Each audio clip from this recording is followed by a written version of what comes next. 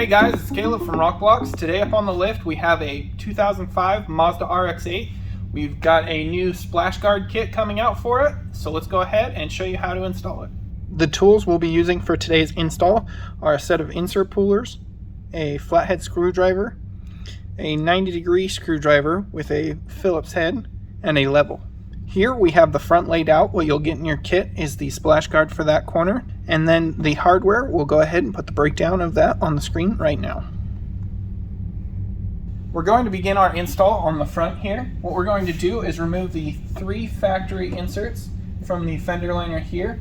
If you have the OEM mud flaps, those will need to be removed, and the lower trim here you can install over top of it, but for a more flush fitment we suggest removing that lower piece of trim. So now we're just going to go ahead and remove these 3 and place our clips.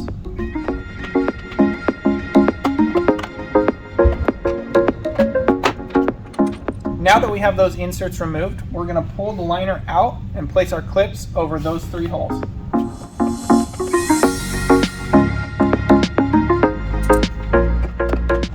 Now we're just going to replace the liner and begin mounting our flap over top. To do so, we'll grab one of our screws with washers and we're just going to start at the bottom hole. We're going to get that in there. We'll start it by hand and then just work our way up the fender.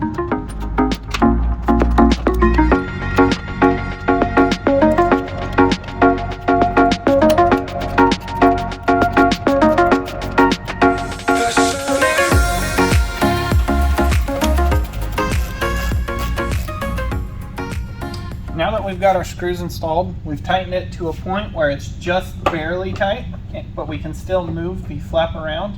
So we're going to use that to take our time to align it. If you want, you can check the bottom with the level, or you can just eyeball it and make sure it looks good. We're just going to go ahead and eyeball this one and set it in position. Now what we're going to do is fully tighten these down. And that's the front install. You can repeat those same steps on the other side. Let's jump to the rear.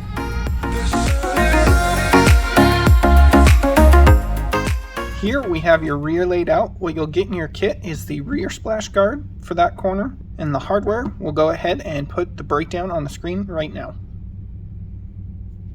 Now that we're at the rear of the vehicle, we're going to remove the 2 factory inserts from here. These are just quarter turn inserts with a Phillips head screwdriver, so you just quarter turn them.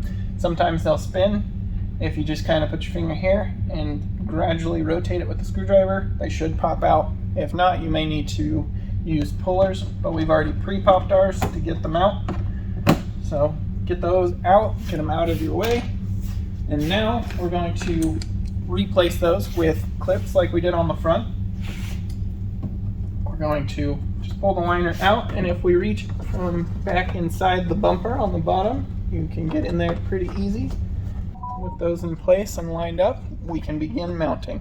To do so, it's simple, just like the front. We're going to take our screws with washers and go into those 2 holes where we place the clips. Just go ahead and get it started by hand on the bottom and repeat that same step for the top. When removing those factory inserts, if you have the factory mud flaps or spats, you may need to remove them. If you have access to those same 2 holes, you should be able to mount over top. Now let's go ahead, we'll tighten this down, adjust it, and then we'll fully tighten it.